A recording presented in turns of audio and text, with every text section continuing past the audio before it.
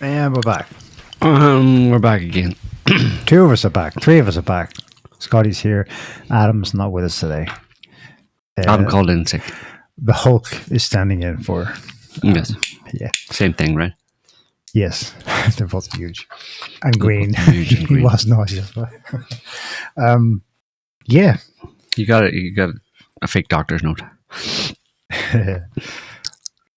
I've sent you something already. Oh my God. Can you put that up right away? Right, Now, I started with Pope news last week.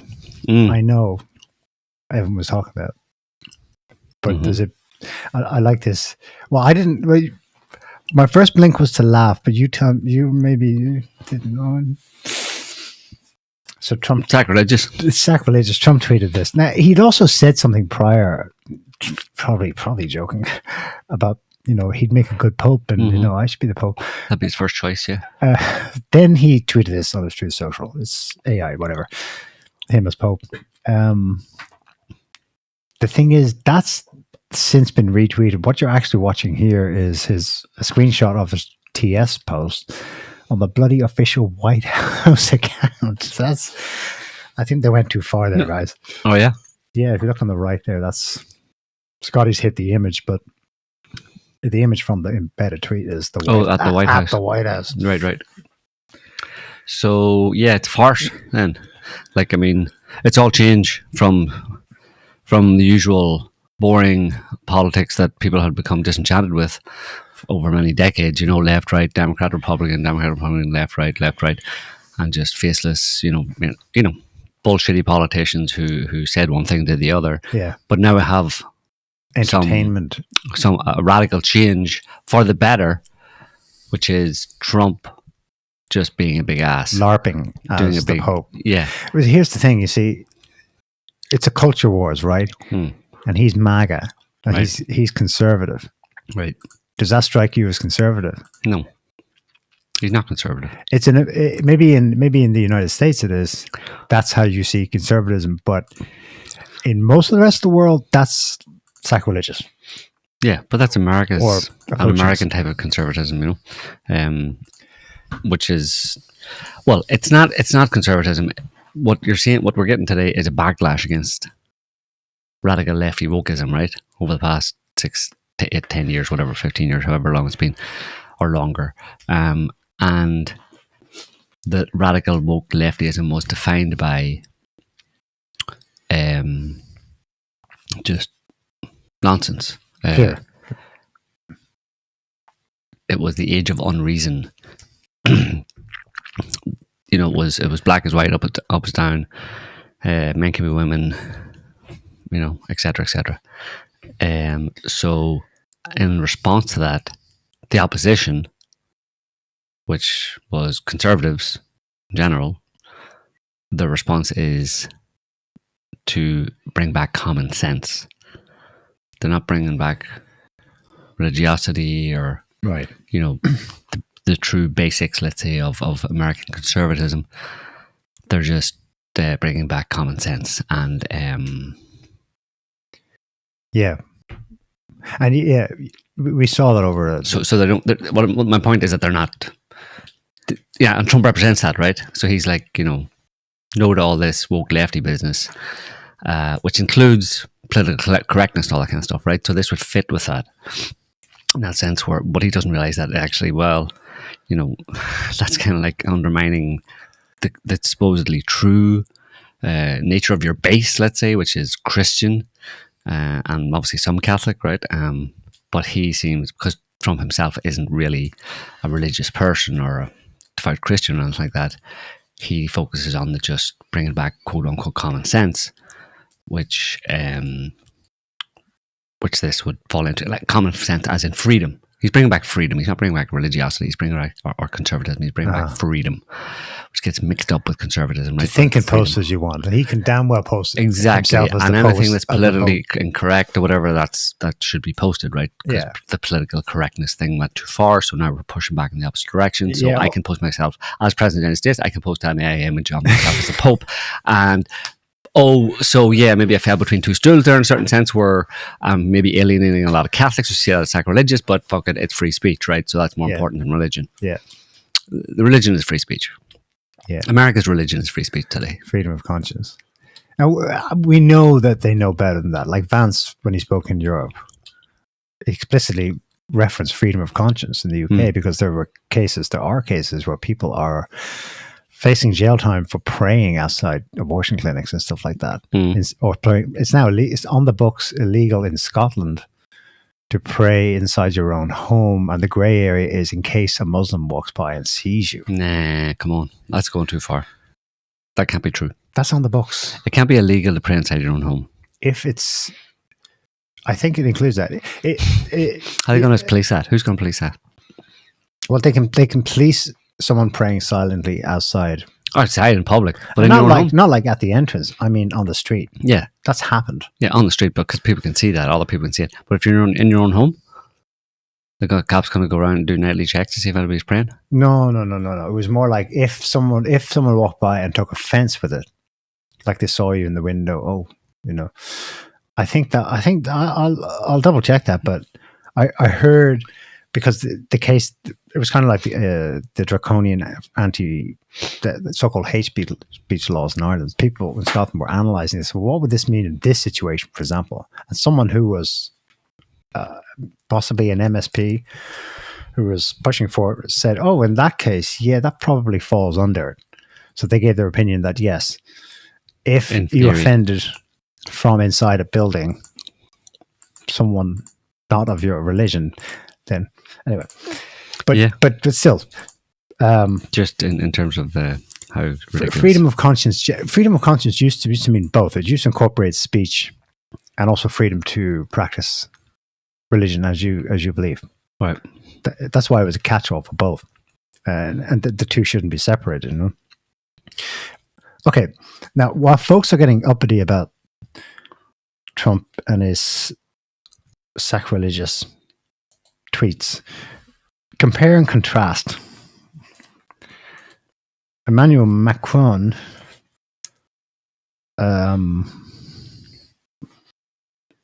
he either did it when he was there for the funeral at the Vatican, or he's flown in since separately.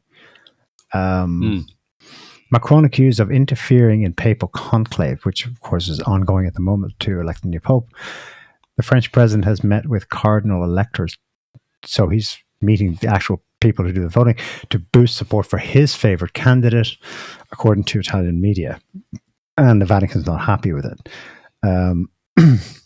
Supposedly, he wants to push for unsurprisingly, a French Archbishop of Marseille, Marc Aveline, for the next pope. Now, maybe that's normal practice. Maybe that's been happening. I don't know. You would think politics stays out, but that's the first I've heard of a head of state lobbying, though. Yeah, well, the fact that it comes up or it's highlighted by the Italian media suggests that it's not anomalous. Yeah, it's anomalous. But that's typical of Macron. Like, that's the kind of person he is. He thinks he's up in everybody's shit. You know, he likes to be involved in everybody else's shit. Okay, so he thinks he's a little mover and shaker. You know? Which of the two is worse? Which is worse? Trump overtly, half seriously, probably not seriously at all, LARPing about him being the ideal pope. He can't be the pope. He wasn't baptized Catholic. He can't be, exactly. He knows that. Or that, sneakily going in behind, you know, which of the two is worse? And presumably Macron's candidate he likes, and he might like him for specific reasons. I.e. he's ultra-liberal or pro-globalist or so on. No, Trump is obviously worse. Like, what Macron did isn't sacrilegious. Like, it's just that having to meddle in Vatican politics. But Trump is Trump's a sacrilegious. But Trump's actions wouldn't. The way things have been going, in fact, the trend is, we see it in the tariffs, we see it in the elections of very much non-Trump-like candidates in other English-speaking countries around the world. The trend is actually a backlash against Trump's overtness. You know what I mean? Trump's in no way going to. He's probably going to have the opposite effect on the conclave by doing what he did. Whereas Macron's is actually attempting to meddle in it. Mm-hmm. So I see this. I see the second as worse. As worse from a religious point of view? No. That's what we asked. Objectively worse. We said which is more sacrilegious. Which is worse. Oh, no, worse. Well, worse. Well, they're different categories. Different values. They're different categories. Different value systems, right? One is mocking the church. The other one is trying to influence the church. Which, with an ultra-liberal, presumably, candidate, which is not mocking. Well, you have to ask. You're actually going to hollow out further the institution. Well, you have to ask the right question. Then, which is the greatest sin in the eyes of God? That's what you're asking, really. No. Which I'll leave the religion out. Which one produces the worst outcome? Produces the worst outcome. For who? Society in general. I'll keep it as broad as possible, because if you've got people like Macron, maybe Macron, we know, collects secrets. I'm sure they all do, but he uses leverage. That's why he's so good at this game. That's why he's still in this game. So he's exercising in Macron mode to produce an outcome at the head of the Catholic Church. It's just a symbolic position, I know, but still. No, really, it's not symbolic. Okay. It has substance to it. Well, yeah. That's all the more reason, surely. You have the ears of, hundreds of millions of devout followers, like. So what you say to them. But ultimately, if like, I get what, I think I see where you're going with this, which is that Macron being a closet homosexual married to a tranny, what are his values? Like, they're obviously not traditional Catholic or Christian values. So what would he be doing in trying to get a particular bishop or cardinal elected as pope? Would be then obviously to influence Catholic Church and Vatican policies and change the policies. World into how he sees it ought to be. Yeah, and water down, and tell the faithful, the 100 millions of faith, have the new pope, his new pope, subtly divert the kind of like further towards wokery. Yeah, further towards deviancy, let's say. You could say, which would be in line with Macron's nature as well. So, well, obviously in that case, obviously what Macron's trying to do, yes, would be obviously worse. But on the face of it, Trump's going to hell first. Trump, as far as, the thing is, it just wasn't good. Yeah, but I take the point. Yeah, Macron's probably more insidious in what he's up to and what it could, if he's successful, what it could actually manifest as. Yeah. Whereas Trump just pisses people off. Yeah. But on the chin, it doesn't overtly. do. Yeah, it doesn't. It was a faux pas. It was a faux pas in line with Trump's kinds of faux pas. Just his blundering. Yeah. Blowhardery basically, and he doesn't care. Yeah, he had a few more this week. I don't know if we want to go there next, but I thought, chronologically, it's been a while, but it did happen since the last show. The total power blackout in Spain last Monday. What do we think? What caused it? No one knows. No one still. Is there any official update on that? No. Well, that's bizarre. Normally by now it's like Russia's cyber attack, but they tried to say that. But initially, some people, I even since that have been trying to say that, but no. It seems the most likely explanation is what. Is what people have said. Yeah. People who know at least a little bit about it have said that it was basically a result of the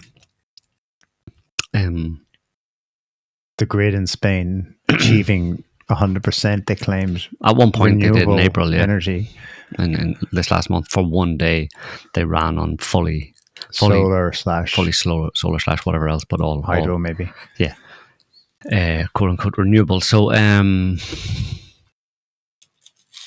it seems that causes there are well-known potential problems that are well known with a dominance or a large percentage, a majority even of solar or wind or whatever in terms of dumping it into the actual grid and having it run a significant percentage of the or supply a significant percentage of the power to the country, that there are known potential problems with that. And so Occam's razor says that's just one of those problems that were identified as happening, as there's more and more reliance on renewables in certain countries. Well, one of those problems just popped up the other day.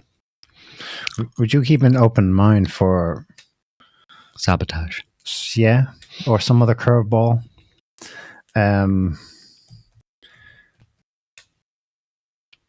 I think maybe we ought to just a wee bit, because there were a few other squirrely things that happened before and after. I think this is the most clear-cut one.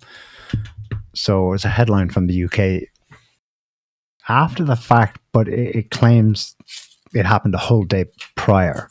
So that there was a power outage in Britain, nowhere near the scale, but I think it caused serious trouble on train lines in the Midlands / centre of England. Mystery of Britain's unexplained power outages. Oh, same day. Hours before Spain and Portugal blackout. How many hours? I'm not sure, but that's the only reason that this was a newsworthy story, because it was separate in time. You remember when people were beginning to pay attention that the claim was that it was Spain and Portugal and France. Well, France did have a hiccup in the south of the country, presumably because its grid is connected to Spain and Portugal's. But that clearly was the same issue, because it happened at exactly the same time, 12:30 p.m. on Monday, whereas this one was separate in time. Yeah. Separate in time, but on the same day. Same day, though. Yeah. So it was a fire at a substation, right? No, that happened the day after. Well, that was the day after, yeah. That was in London area. Yeah, it was a London substation. But then, I think it was probably a month ago or more. Yeah, there was a substation at Heathrow Airport. Yes. And there was a renewables issue too. Yes. There was no backup generator, and Heathrow had to be closed for a while. Right. And so you put it in that context. Then the pattern is kind of like with all these plane crashes, DEI, bad decisions. Yeah, it's very hard to know. But the idea that somebody would be able to just switch off, well, maybe it's quite possible that somebody, if with enough access and power, would be able to, I suppose, shut down a country's grid for that period of time. But I mean, again, it's like, what would be the point of that? Why would somebody do it? Yeah. The Russians would do it, would they, for the LARP? But nobody has seriously claimed that and dismissed the idea of a hack. So what else are we talking about? There's the curious statement. I know it was retracted, but they put it out pretty early from the grid agency for Portugal's grid, and they were talking about a rare atmospheric phenomenon induced, suggesting it was done, but not necessarily done by some natural atmospheric cause. Then they retracted. That was just by evening.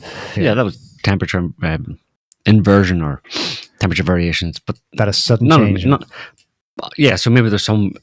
Otherwise, the only other explanation is some very strange atmospheric phenomenon. But they're only talking about that in Portugal, not really in Spain. It was the Portuguese who came up with that, and then dismissed it. So yeah, it's hard to know. I think, but I think the most likely is hubris on the part of it. It's going to come back to bite them on this whole green energy thing. For which there is no. We have to remember the basis, the reason there are these ugly, massive monstrosity wind turbines and solar panels blanketing landscapes and destroying landscapes really in Europe and in different places in the world is all based on the idea of man-made global warming. That human beings are heating up the planet, and they need to move away from fossil fuels. Yes, exactly. So-called fossil fuels, which is all seems to be on balance, seems to be mostly a scam. And Spain, didn't they decommissioned dams. They blew up one of their nuclear plants a few years ago. They still have a couple, I think. Yeah. But like Germany, they've been so utterly confident that we're heading for a 100% renewable economy. Yeah. Maybe that's 4 or 5 days after going, yay, we did it, we went 100%, this happens. Yeah. That is the strongest signal. People would say that it's just a glitch in that sense, and it's a transition to renewables, and that when your entire grid is set up to, have this mix of different sources of energy coming into it and stuff. But if your goal is ultimately to go fully renewable, mainly solar and wind and hydro, whatever, but moving away from the traditional sources, coal, oil, gas.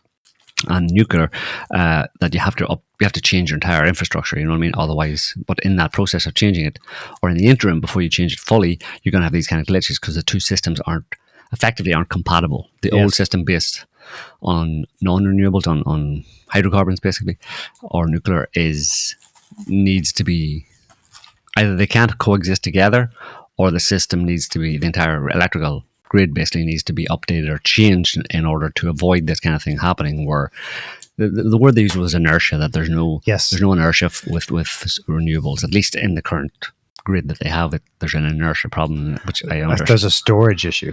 Basically, I understand it means that if it gets cut off or if something happens with it, the whole thing goes down, whereas there's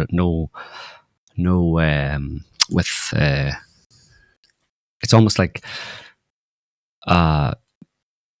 hydrocarbon, like traditional electricity generation provides, if there's a cut,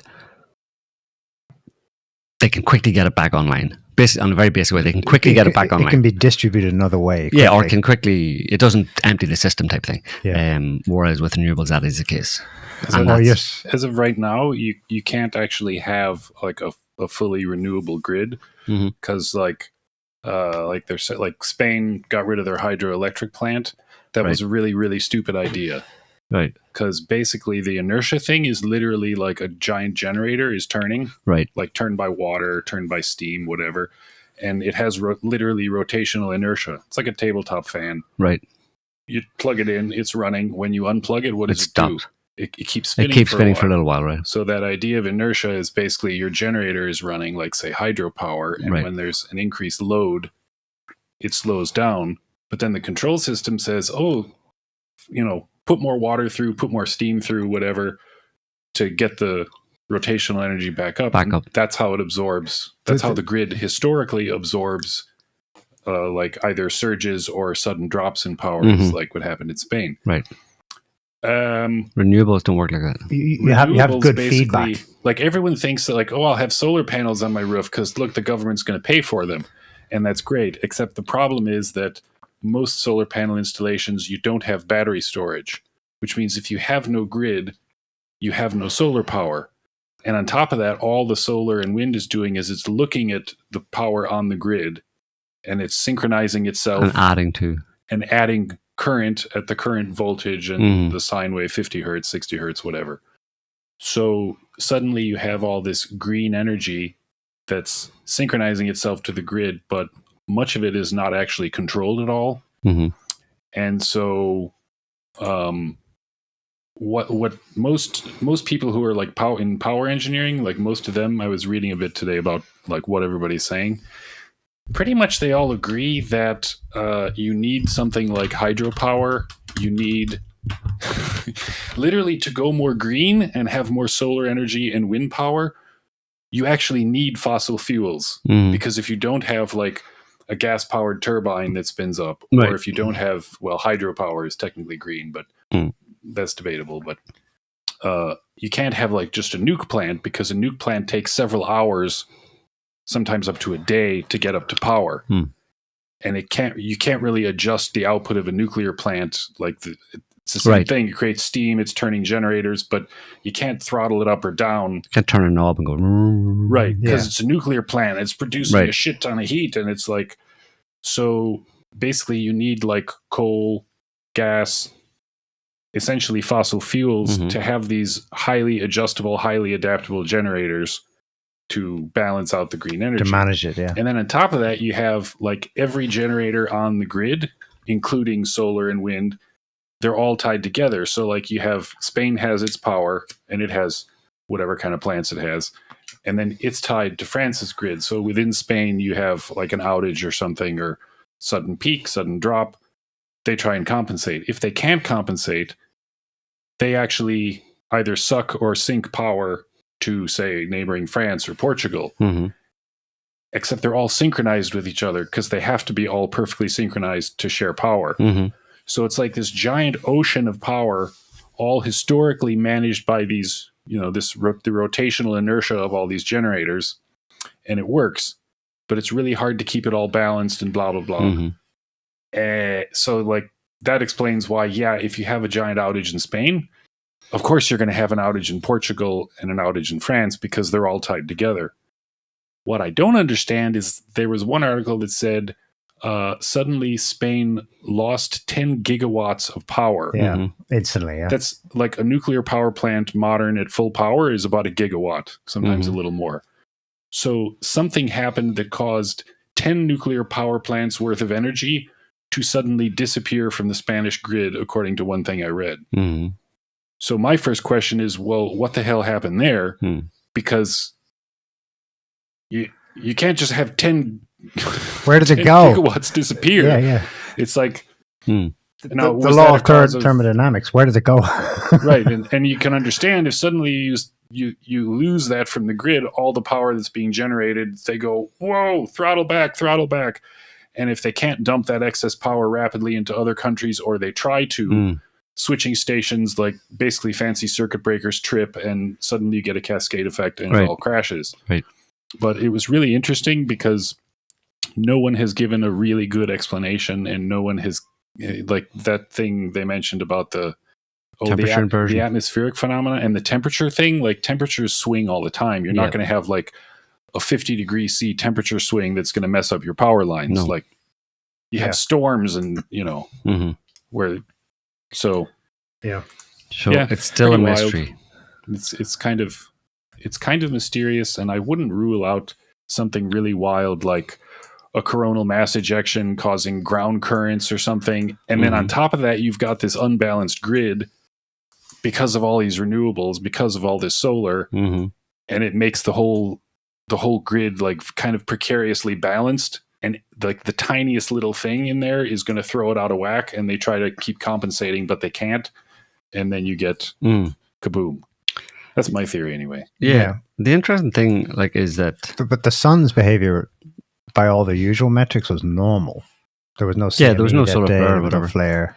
But the interesting thing is like you look at Ukraine, and Russia has been like blowing up Ukrainian substations for the past 3 years, basically, and they've maintained to a large extent electricity across Ukraine for the whole time. You know what I mean? So I mean, and they have an old traditional system, basically, right? An old Soviet system. Exactly. The Russians with attitude guys are like, that's why it still works, because we made it. Yeah, probably 40, 50 years ago. You can quickly reboot it or get it going again, whatever. You don't have this kind of thing, or it's not subject to, if it was, like Scotty's saying, some kind of atmospheric thing or some, who knows, some current in the ground, or who knows what it was, something that they aren't able to detect, then it may or may not be true, because, I mean, that could be apples and oranges. It's one thing to, fire missiles at a substation, then they can come, crank it back up within a day or something. But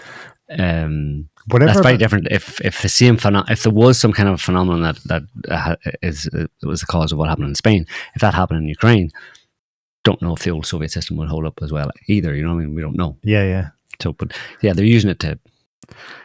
The Russians were using it to toot their horn. Yeah. So there's a possible mystery there, but your explanation scares me. Which one? The explanation in the narrative of how it's hubris. There's hubris involved for sure, but how they would take this.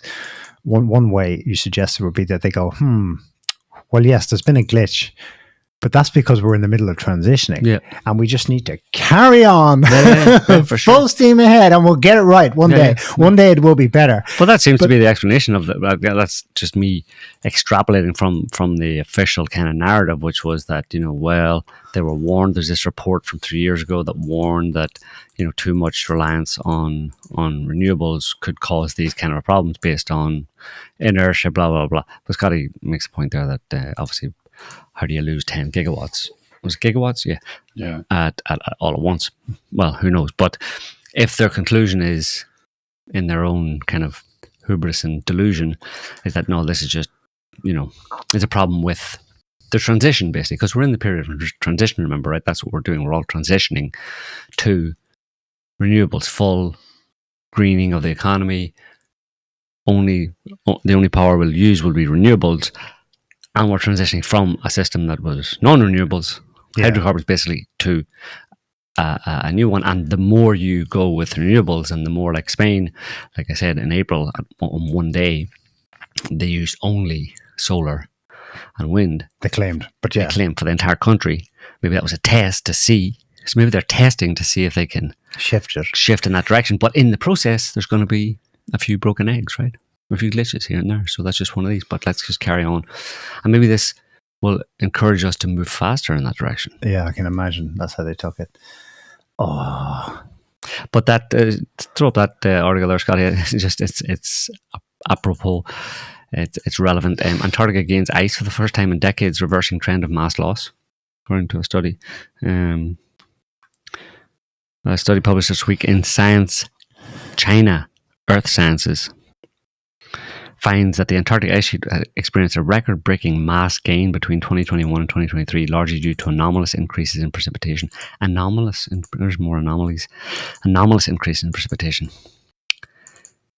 The rebound is especially significant in East Antarctica, where 4 major glacier basins had previously shown signs of destabilization. So yeah, as these people are transitioning to green energy because of global warming and ice caps melting and all that kind of stuff, you have a study coming out showing that actually ice caps in Antarctica are increasing. Overall, every year they flux, of course, between the seasons, but they're saying that there's an upward trend. No, in the last, between 21 and 2023, for the first time, a dramatic reversal from decades of progressive loss, right, to 2 years of progressive increase. Will it continue? Dun, dun. Get your mucklucks out, just in case, and fire up your generator. One last thing. Make sure it works. Like solar panels, this was sold to us as empowerment. You'll generate the power on your own house, i.e. it'll be yours. No, it's not. It goes to the grid. Yeah, and when it goes down, you're as much a lame duck as you were before. It's funny how that works, yeah. They sell you something, that's something, and then, oh no, it's not actually that. It's something else. Yeah. Something else happened this week. Mike Waltz. Poor old Mike Waltz. What happened to him? He got fired. It's the first. No, Neil, he didn't get fired. He got side-moted. Who told him? Who said it? Was it Rubio or JD Vance?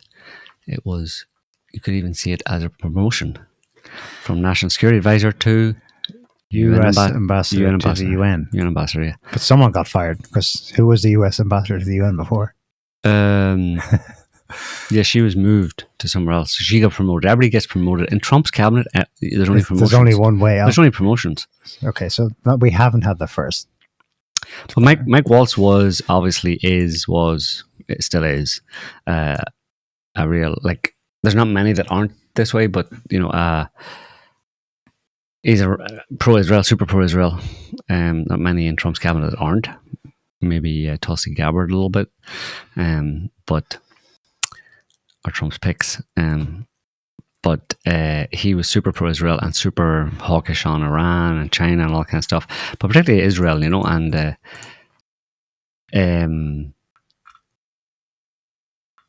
is that the same one? 902. Yeah, have a look at this. This is Ali. This guy Ali Abu Nima. He's been around for a long time. He's an editor, the owner of the Electronic Intifada.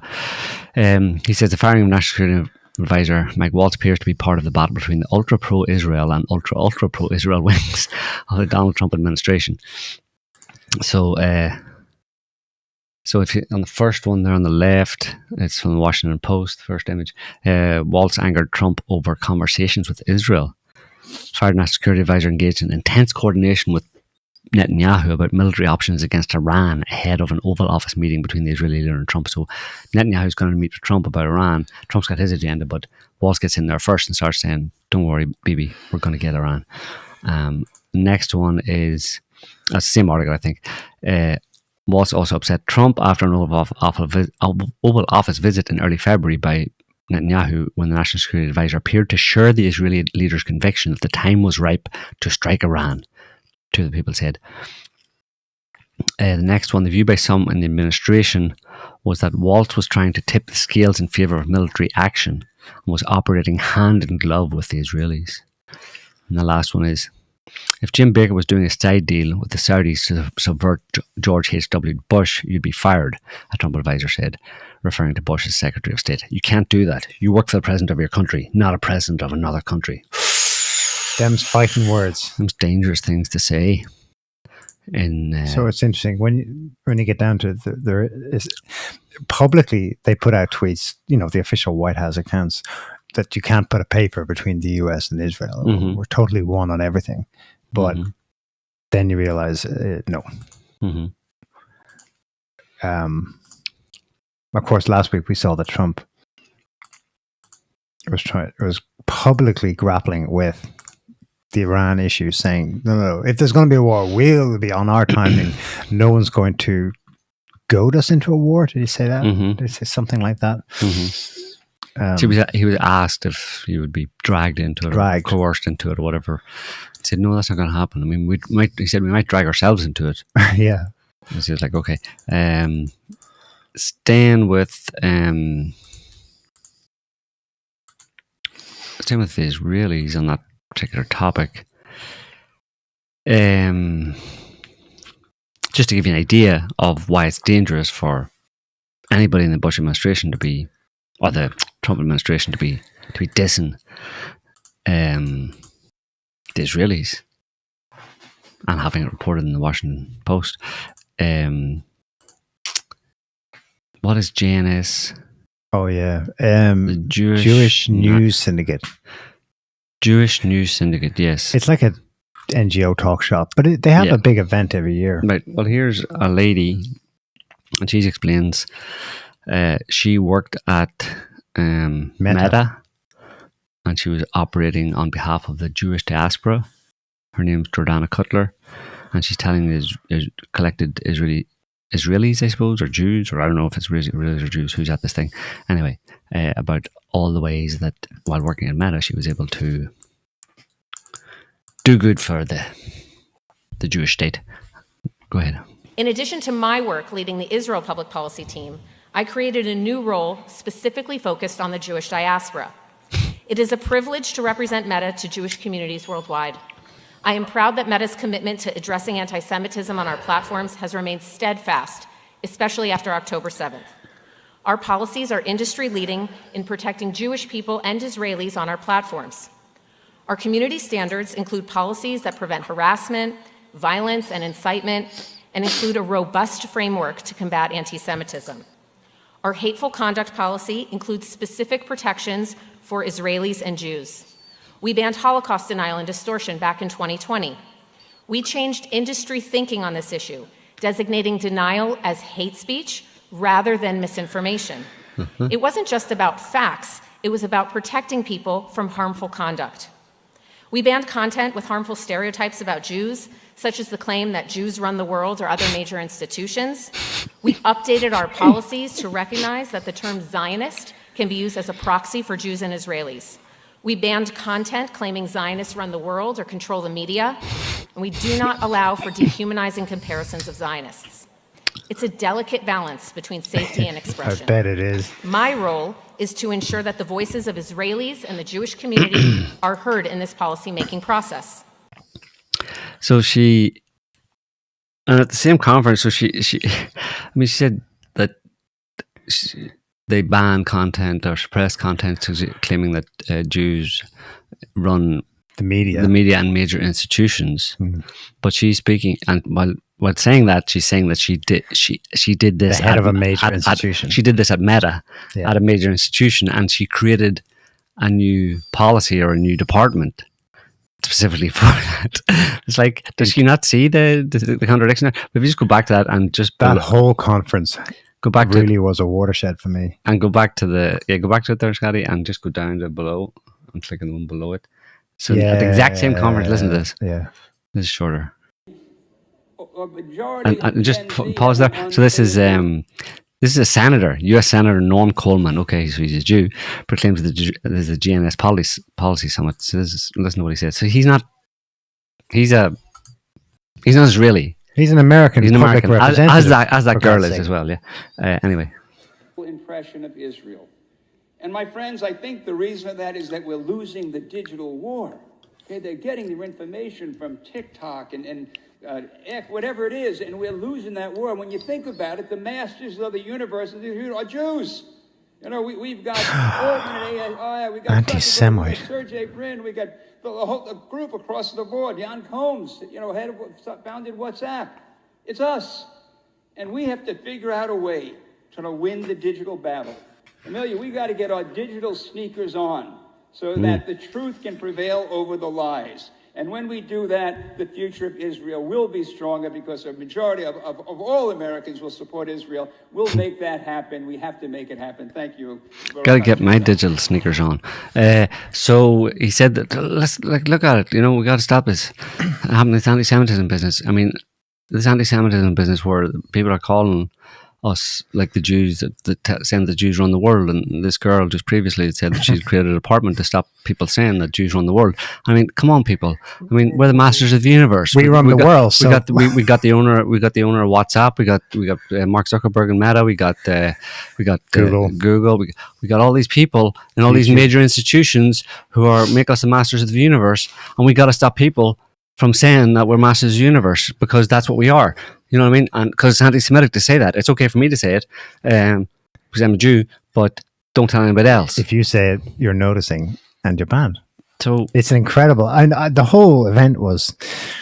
That's why I think it was a watershed, because I've never seen such. He's the greatest purveyor of anti-Semitism, or the greatest promoter of anti-Semitism, by saying what he's saying. People, this wasn't just some 2-bit event. Benjamin Netanyahu himself took the time out to go and speak. But just before, I want you to listen to a clip from another American Jew at this. This didn't take place in DC. It took place in Jerusalem. One other thing he said in that was that, you might have missed it, he said they're getting their information from TikTok. I'm talking about anti-Semitism. Yeah. They're getting their information from TikTok. And TikTok was banned, or they attempted to ban it under Biden. It was tabled as a ban. Because China, not Israel, not Jews, not anti-Semitism, China. Yeah. China was somehow influencing our young to snort fentanyl or something, or I don't know what the problem was with China. China was just owning it. Yeah. But in fact, this guy has just revealed why. The problem was they're losing Gen Z. They're losing, that's the problem is that there's anti-Semitism on TikTok. So the ban on TikTok was pushed by Israeli interests. Yeah. Got nothing to do with China. Yeah. Go ahead. Yeah, it's an extraordinary set of statements. Here's another one. Like I say, she's American. Is she? Oh, no, she's British. British Jew. Phillips. Oh, yeah. Melanie Phillips. Well known in the UK. She basically she's an editor now, but I think she's a columnist in the Telegraph or something. Have a listen. Every culture that's tried to destroy us has vanished, while the Jewish people has survived. What's kept us going through the centuries? Staying true to what we are. The West is paralyzed before the Islamist death cult that threatens it, because the West is itself gripped by a cultural death wish. The Western culture that stands against the Jews is going down. The West will survive only if it decides to love itself and if it decides to love us, the Jewish people, instead of disdaining us and trying to erase what makes the Jewish people special and what's made the West special too. Those two things go hand in hand. Can you not separate them? No. No, it's Judeo-Christian. Love itself and love us. That's the same thing in her mind, I suppose. Is it? Yeah. Love me, love without yourself, love me. There is no West without us. And just to kind of, he obviously is not making the connection, but it's suitable to now listen to this clip of Bibi at the same event. And it's kind of it's a bit scary if you just switch the country he's accusing of doing this with the one, They enrich uranium for one reason and one reason only, and that's to make nuclear weapons, which they intend to use to destroy my country and threaten America. Once they have the weapons of delivery, ballistic missiles, ICBMs, intercontinental ballistic missiles, they will threaten every city in the United States. He's talking about Iran. Yeah, every city in the United States. But, yeah. Well, the masters of the universe, without us, you're all going down. We heard from Melanie Phillips, and then he says Iran's about to take out every city in the United States. I'll repeat it, but he said, because I've said it before, but he had literally been saying that. Oh, the Iran nukes thing, yeah. Iran's about to get nukes for 30 years. I'm saying 30 years very specifically because the first time I heard him say it, or he's on record having said it publicly on a large scale public forum, was at the UN in 1995. And he said then that Iran will have the bomb and have a means to deliver it in 2 weeks. Yeah. And every single year after that, he said it in 2 weeks. In 2 weeks. To wipe out Israel. That's now evolved into every city in the United States. Yeah, my question is, 2 weeks in 1995. Right. Was that true? Obviously not. Was it true in 1996 when he said it? No, because 2 weeks they didn't have it, apparently. They didn't do it. And every single year that he said it, he's lied. So was there any reason to think that he's telling the truth now? No. But ironically, because he's wrong, because they already have them. Probably. They already have the nukes. Well, on the same topic, here's AIPAC. AIPAC's director recently, and this is Max Blumenthal got this from somewhere, his name is Elliot Brandt, CEO of AIPAC, and he's talking about the Trump administration and AIPAC's attitude towards the Trump administration. Have a listen. We may not lobby the executive, but as we were talking about, there was a discussion earlier about Congress being representative to the people. Well, the White House has to be responsive to Congress. And so it's working with, at the time, our friends on the Democratic side of the aisle to apply pressure the way that they know how to an administration, as it will be with this administration. Bob was talking about the people who will get appointed into some of these jobs. Look at the top level, you talk about Marco Rubio and Stefanik, and Michael Waltz. Those three people have something in common. They all serve in Congress. They all have relationships with key AIPAC leaders from their communities. So the lines of communication are good. Should there be something questionable or curious that we need access on the conversation to? You never know. One of the first candidates I ever met with as an AIPAC professional in my job was meeting candidates for Congress was a guy named John Ratcliffe. He was challenging a longtime incumbent member of Congress in Dallas. This guy looks like he could win the race. When we go talk to him, he had a good understanding of the issues. And a couple of weeks ago, he took the oath as the CIA director for crying out loud. This is the guy that they had a chance to speak to. So there are a lot, I don't want to call them lifelines, but there are lifelines. That was pretty distorted, so we better summarize what he said for people listening. If you're talking about AIPAC applying pressure in congressional races. Well, he started off by saying that, about Congress being representatives of the people, while the White House are representatives of Congress.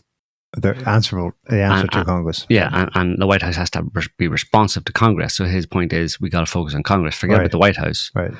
Because the power really lies in Congress. Yeah. And then he said, Congress can apply pressure on any administration to do what it wants to do. So if we want to apply pressure on any administration, we need to have people inside Congress that are on board with us at AIPAC. And he said that's what it was in previous administrations, and that's how it'll be with this administration. And he was talking about people who get appointed to certain jobs. He's saying Marco Rubio, Elise Stefanik, Mike Waltz. They all have something common, which is that they're all members of Congress previously to being in the new Trump administration. Therefore, and he said, like, we obviously have history with those people. Like anybody who's in Congress has an AIPAC buddy.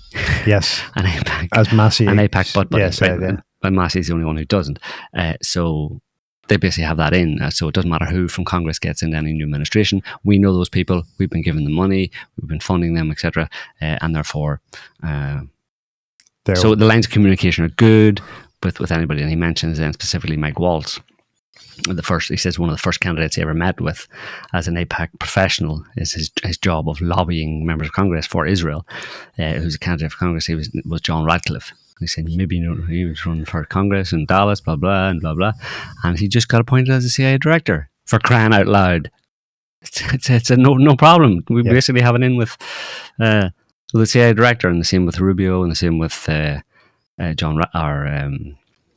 Waltz. Mike Waltz, who just got removed. So now, he'll be lobbying for Israel at the UN. And John Ratcliffe's their guy at the CIA. Yeah, he's almost gloating. Is it like? And is it just a happy coincidence that Ratcliffe ends up in that position, or is the way greased for him by AIPAC? Influencers, in Congress approving or not approving, or putting pressure on, or putting people forward. There's a hand behind a hand type thing. Yeah.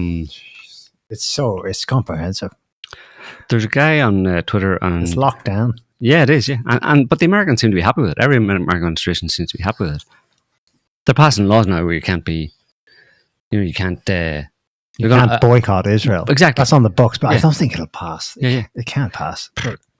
I mean, they're trying, but it's ridiculous. First Amendment. Hello. Yeah, exactly. There's a guy on Twitter that was a big account. He's actually got very few followers. Chris Friel, and he put together a paper, and I kind of read through it. He does a detailed analysis of all the Nova Festival victims. From October 7th. From October 7th, the music festival were supposedly, and he's come up with a figure of 140 deaths. Were all killed by Israel, and that's 40% of the official number. And that's just, based on information that he was able to glean, from public official information, 40%. And that's probably a match with the overall Hannibal directive across South Israel that day. Well, I'd say it's probably more. I'd say once you get to that point, it's like, you don't know. But historically, there's the problem with the October 7th narrative as presented by the Israelis, but there are a lot of problems with it, as people should know already. I mean, there was a whole apparent stand-down order, or appearance of a stand-down order, and how the Hamas operatives were able to just kind of more or less walk out of Gaza, could blow a hole in the fence, and this is the most tightly controlled border in the world. Nothing moves without the Israelis seeing it, but somehow, hundreds of Hamas operatives were able to 1,000. Yeah, or 1,500. Yeah, we're able to get out, and largely unopposed, and take hostages. But it's very clear that Hamas is, when that has happened before, or Hamas has dug tunnels, they always attack. Historically, they have always attacked military installations and attacked soldiers, active members of the military. The idea that they would just suddenly en masse go and slaughter civilians doesn't fit with the historical narrative. What does fit is them attacking military outposts and also taking hostages in order to exchange for that tens of thousands of Palestinians who are imprisoned without trial in Israel. That's their agenda. But this whole mass murder and gruesome killings and all that kind of stuff just doesn't fit.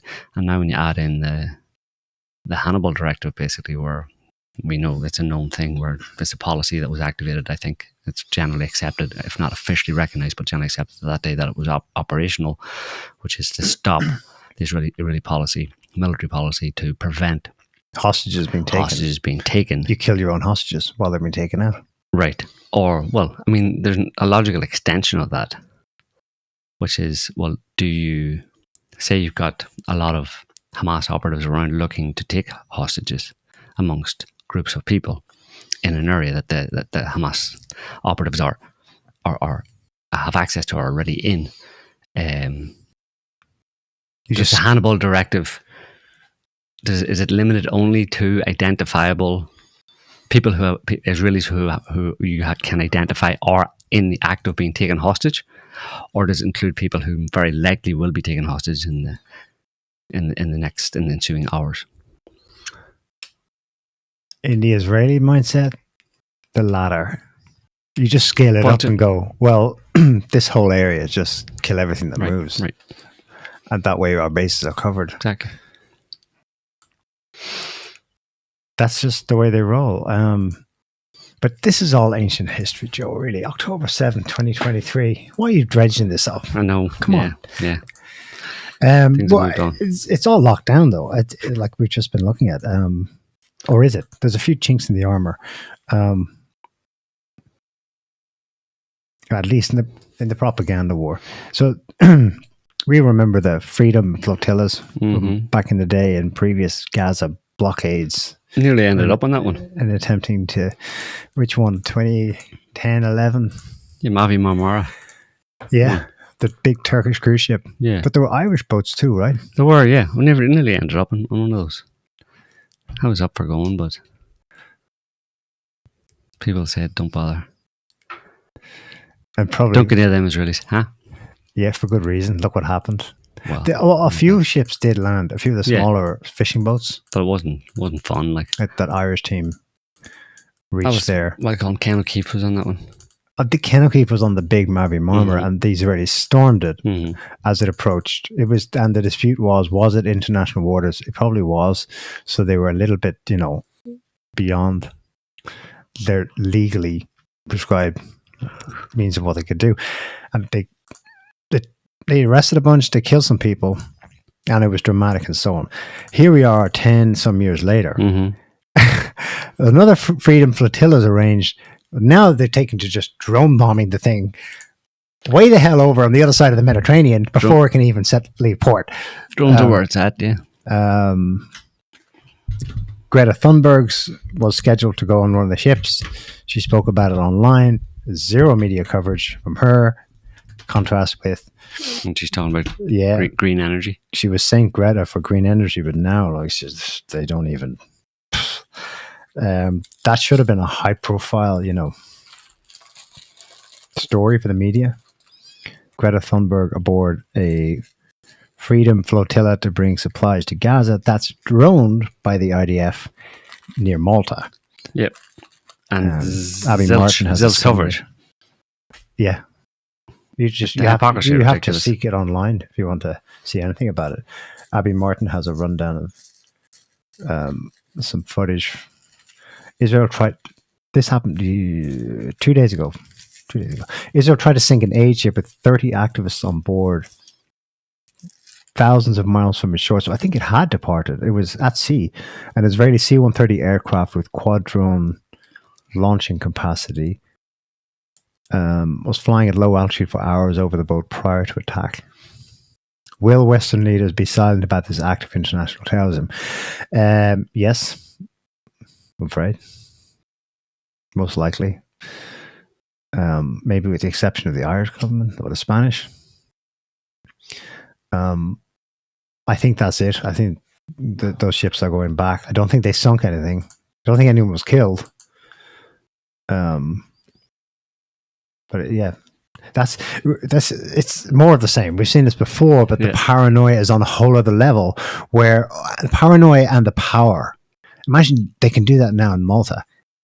And the media just goes, la, la, la, la, la. And then you wonder how they managed to do what they did to the USS Liberty in 1968. Well, and just erase from history. Here you go in real time. Greta Thunberg was nearly droned by the IDF. Thousands of miles from Israel. Yeah. When was the last time you heard or saw a story like this in the Western media?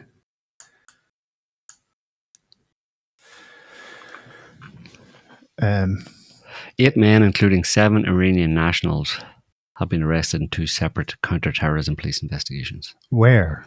In England. In England? 5 arrested at various locations around England on Saturday as part of a pre-planned investigation into a plot to target a specific premises. Oh, that's classic war on terror, FBI terror plots. Iranian, though. Iranian, right, with the new... When was the last time you heard about Iranian terror cell being exposed and arrested or caught in any Western country? Iranian. It's sporadic, not but ISIS. It has happened. Not ISIS, not Iraqi, not ISIS, not Al-Qaeda. Yeah. Iranian. Just thought it was interesting. Were they actually Iranian nationals? Mm-hmm. Okay. 7 of 8. Did you see the Houthis bombed? Yeah, that's what I was going to say. So on the one hand, they're getting everything their way, but then, so I've got 2 videos of it. This occurred a few hours ago, people. Apparently it has since reopened, so... Yeah, it was just one. Ben Gurion Airport in Israel was hit today with a Houthi rocket. Come down pretty fast, though. Yeah. This is you probably want to turn the sound down because there's a guy filming and he's about to have like an aneurysm from hysterics. Yo! Jesus. Wouldn't want him in a foxhole with you.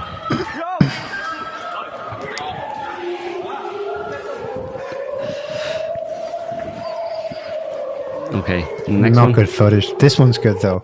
So, it's been retweeted by Philip Pilkington. He's a pretty good analyst. He has a multipolarity podcast or something. Let's watch the footage first though. It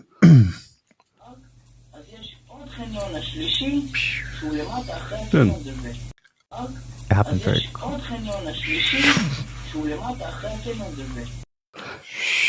Yeah. Note the comment at the top there. Yeah.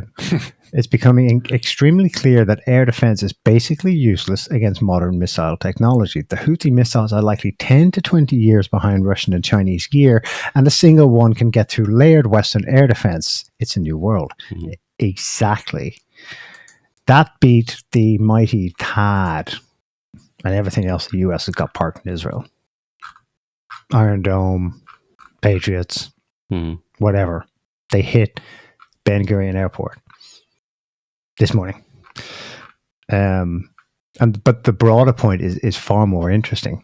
I mean, last week, I tweeted about after the show last week, and people kind of, you're kind of, sounds like you're scrounging around to find any successes for the Houthis against the empire, like a good tanky would be, yay, anti-empire. Yeah, I know we could be accused of that, but listen, if the fucking Houthis of the 13th poorest country on earth, which was officially in a state of famine 3 years ago, can do these kinds of things,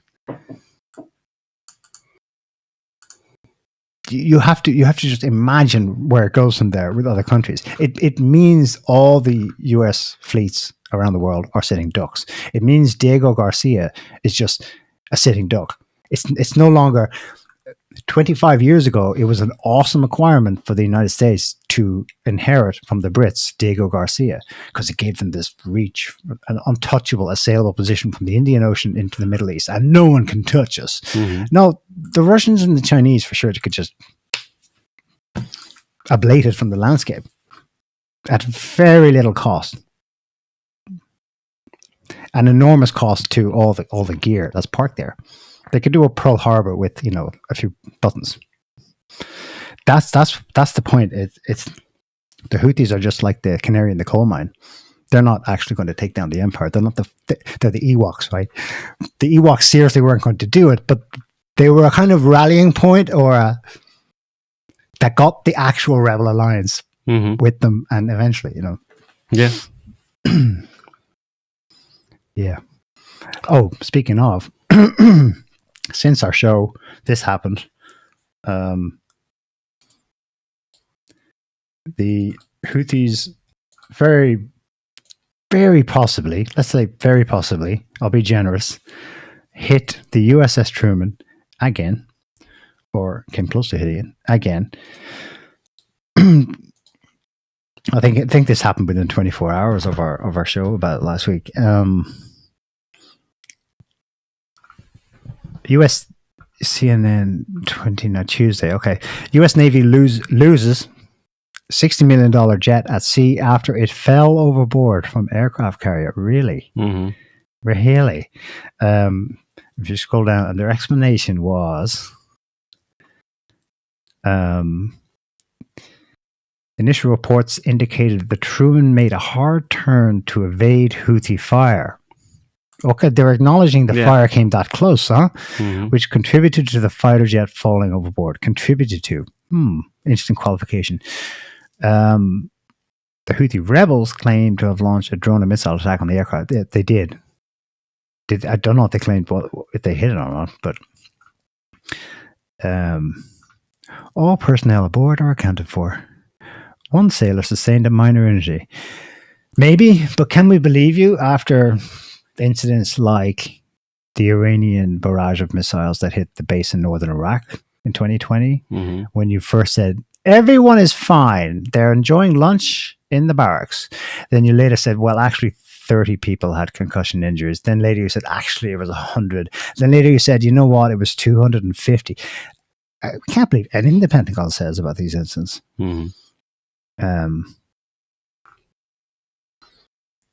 A third U.S. official told CNN that the aircraft had sunk. So yeah, at the very least, they lost a jet, but you wonder. Yeah. With no personnel hit, you know, did it just fall off? Another update in that situation is that the UK has rejoined. So this is the first time since last year. The UK has also joined bombing raids, which are still daily, nightly, against Yemen. For all the good that's going to do, boys, militarily, Yemen today just answered, and they can hit Ben Gurion Airport. So, yeah. You see, in a rational mind would go, okay, a few moves down the line, we're going to have not so much our ass handed to us, but we're not going to be able to sustain a wall of propaganda. There's going to be footage that will emerge that shows a carrier being hit or a ship being sunk or a jet being shot out of the sky and the American pilot having to eject. It's going to emerge. So a rational mind would go, we can't double down on this all the time. And part of his broader thinking would be multipolarity. It means that country over there, our near peer competitors basically have neutralized our forward operational threat, our ability to project our power around the world. It's game over. And we've seen some signs that the Americans know that that's the case. Trump knows it. Yeah. Trump knows it. Rubio's said the M word, and yet they still act. Trump too. Trump would have given the green light for these airstrikes, Operation Rough Rider on Yemen, because he's thinking, let's just get one last one in, knock out the key sites, and that shit will stop. But no, what we're seeing is weekly at this point evidence of not just pounding sites in Yemen, but return fire that's causing jets to fall off. The USS Truman evading. I mean, yeah. They want to engage that fight. They keep doubling down, but you're going to lose the mythos. You're post 1945 mythos, and no one can touch us. Mm-hmm. And then to shore that up or to get it back, you're going to have to go all out, basically. You're going to end up becoming what you hate. You're going to have to end up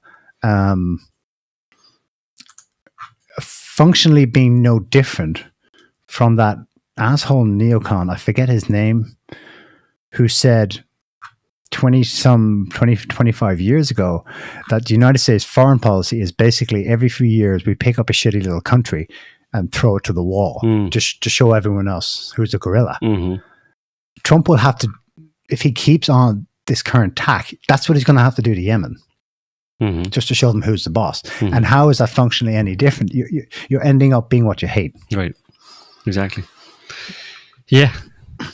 You can't, there's no way out of it, basically, for them. We've said this before, but I mean, Trump can't do what he's trying to do. He'll try, but it's not going to work. Via his tariffs, he's trying to remake the world and score a win for America by other means, by means other than those employed by the US for the last 80 years. But he still wants to maintain the same level of hegemony, basically. And it's not possible. The only reason America is a hegemon today is because, like you said with that analogy, they periodically took countries and threw them against the wall just to show everybody who's boss. They intimidated the world, threatened the world, bombed the world, etc. And that's how you get to be a hegemon. Trump wants to maintain that without doing that. How? It's not going to work. It's all going to be seen as weakness, and it's going to be exploited, and who knows where it'll go.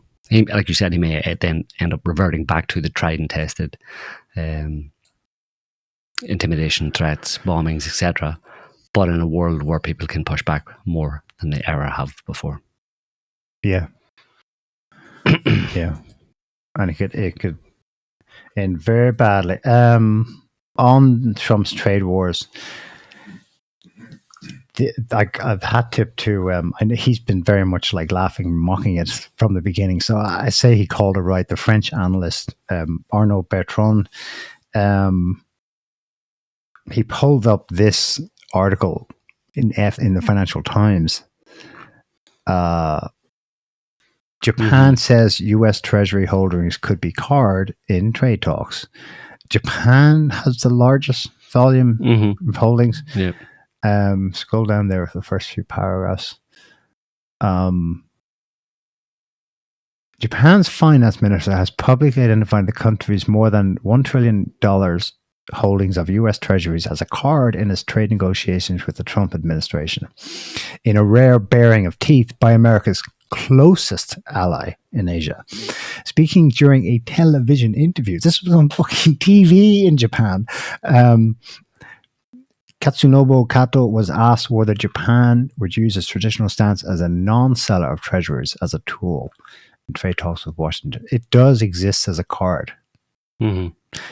And then as he qualifies, whether or not we use the card is a different decision, but still, baring of teeth is a good metaphor for what just happened with what the Trump administration presumably hoped would be the most welcoming country, or one of. So Japan, South Korea, Germany, France, and the UK, I presume.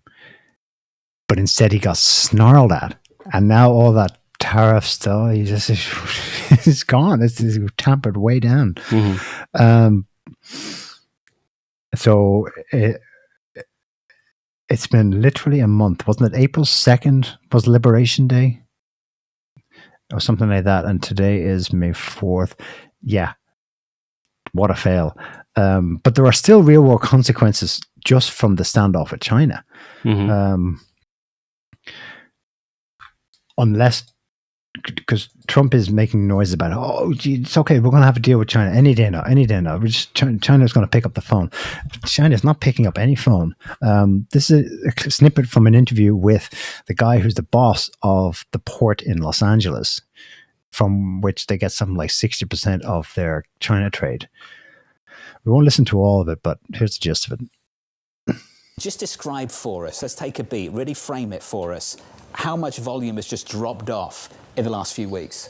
Yeah, about a third of the import volume, which means give or take about 50,000 20-foot equivalent units gone off the arrivals coming in next week. From next week is when you expect to see this really hit? That's correct, and that matches up. The announcement's back on April 2nd, then on April 8th, a little bit of a change on everybody, ex-China, Mexico, Canada, and those arrivals are coming at us this weekend. We'll, of course, dedicate time to your port, but I'm just wondering how you're anticipating this rolls and ripples through the economy from here, how it hits trucking, when this turns up on the shelf. What's the distance, the time, from when you see a drop-off in volume and when we, as consumers, see the shortages? Right, so CEOs are telling me, hit the pause button, right? I'm not going to import anymore at these kind of prices. Let's wait and see. I don't know if it's going to be 2 hours, 2 days, or 2 weeks till I get some clarity. Then, hiring. Off the table for right now. Capital investment, pause. And the retailers are telling me that realistically, with even the 10%, I'm going to have to pass it on to the consumers.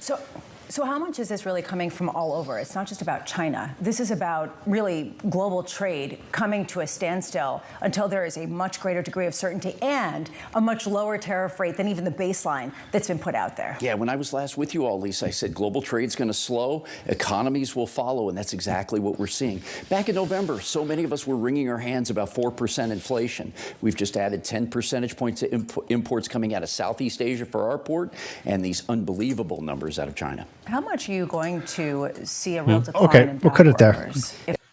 The key thing he brought to the table was that they're expecting a third less volume of actual goods coming from, I think, China specifically, because the tariffs are so damn high still. And they went into effect. This is more than just the 10% baseline that Trump reverted to. The 145, which China still holds, right? Or did he rescind that too? On certain products. Yes, he made exceptions on the stuff we really Electronics. need. Yeah. But that doesn't account for all the plastic crap people buy in those plastic crap stores, Right. Which is a big, Etsy, forget about Etsy. There's not going to be a lot of stuff to buy on Etsy anymore.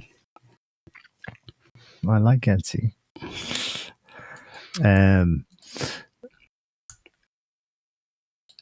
Trump, yeah, we mentioned his faux pas. I thought this was another one. Well, maybe not. I mean, I laugh at it because it's completely not what happened. But maybe in the American world, maybe it's true-ish. Trump tweeted this ahead of what's coming up, which is the 80th anniversary of basically the liberation of Europe after World War II. Many of our allies and friends are celebrating May 8th as Victory Day, but we did more than any other country by far in producing a victorious result on World War II. By far. I am hereby renaming May 8th as Victory Day for World War II and November 11th as Victory Day for World War I. We won both wars. Nobody was close to us in terms of strength, bravery, or military brilliance. But we never celebrate anything. That's because we don't have leaders anymore that know how to do so. We are going to start celebrating our victories again. Yes. Well, see, Donald, the reason why that horn wasn't too loud for the last 80 years is because Russia did the most by far, at least in the Second War. And in the First War, you guys joined really late and brought it to a standstill.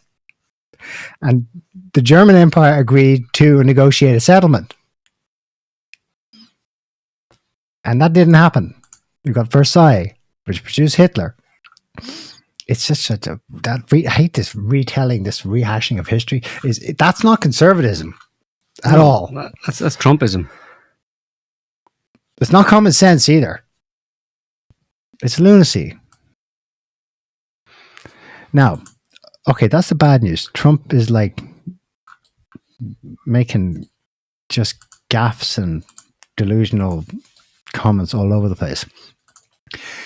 I saw this though from Representative Marjorie Taylor Greene, and I was like, good, thank you.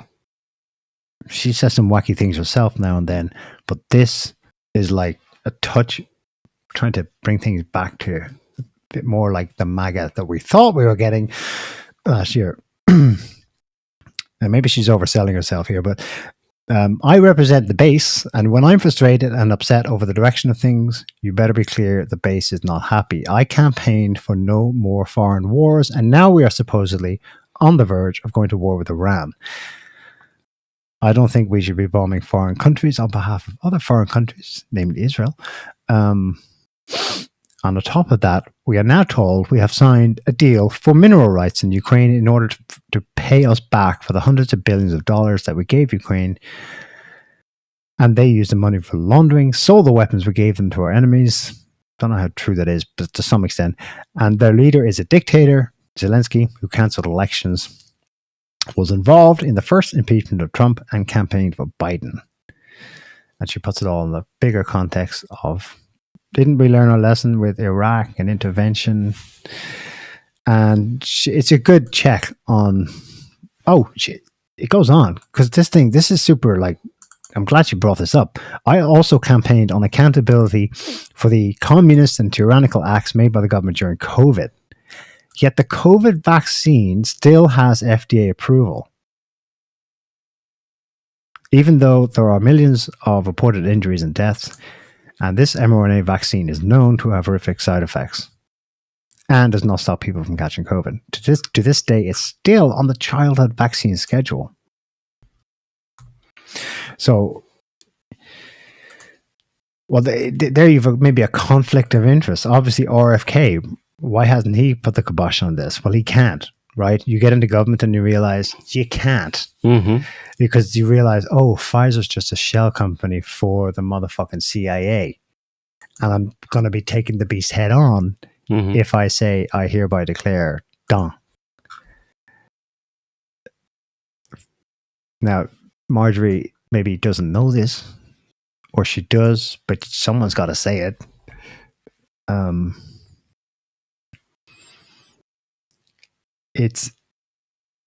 glad she, had that reality check. And can you scroll down? It was a pretty popular tweet. Good, not bad. 3.4 million views, 7,500 comments. That's good. Mm-hmm. This ain't the MAGA, but then was it ever going to be? No. What about Trump signed a deal finally with... Yeah, the minerals thing. Zelensky changed his mind. It's amazing. He got what he wanted, no? Or Trump changed his mind. What's different? What was just signed that was different in substance from the whole kerfuffle at the White House when they clashed, and he didn't sign during that visit? Yep. Well, do you know? I'm afraid I don't. What's the difference between the two? Probably nothing, except that there's allegations that the official agreement that was signed on rare earth minerals is only one of three agreements. The other two not being made public, but some people claiming to have knowledge of them, some Ukrainian politicians claiming to have knowledge of them, and that they basically are they go further in subverting Ukrainian natural resources across the board, or resources across the board, to American interests. Basically, it'd be similar to, to sum it up, it would probably be similar to the Iraq reconstruction fund that was using Iraqi money, that they had confiscated. The Americans had confiscated Iraqi oil revenues, etc., and supposedly used to rebuild the country. X billions, whatever, that they got out of it to rebuild the country after they blew it all up. And as if people remember, like, very little was actually done. You just had Halliburton, actually, Dick Cheney on the board at the time, or previously on the board, and still with a lot of influence in that company, getting no bid contracts for a lot of this money, Iraqi money, to rebuild hospitals, schools, train police, all that kind of stuff, and very little of it was done. So it's basically a looting of the resources. So there's allegations that it's basically going to be something similar to that, basically, where it basically hands over Ukrainian sovereignty and Ukrainian financial sovereignty, which is pretty much everything's downstream from that, to American companies. It's Trump making money, right? Trump making money, Well, and that's why he's happy, and that's why he's pissed at Putin now. He's turned. He's no longer happy with Putin. He's no longer favoring Putin over Zelensky, because he's got a kind of deal that keeps talking about rare earth minerals. But I mean, actually, according to Reuters, you can have a look at this. Now, whether or not I think this is probably. Probably true, because most of the things that Trump talks about are only partly true. But according to Reuters, 40% of Ukraine's rare earth minerals are now under Russian control, for a start. So there's only 60% of these alleged rare earth minerals, assuming they could ever be extracted. It also notes that the mining analysts and economists say Ukraine currently has no commercially operational rare earth mines. And it highlights several obstacles, including inefficient and complex regulatory processes, difficulty accessing geological data, and difficulty obtaining land plots. So these will all be problems that may be circumvented in the reading or the writing of these other two agreements that haven't been made public, and they don't want to make them public because it really is just giving American corporations full and complete access over Ukrainian resources and laws and ability to make laws, etc. Yeah.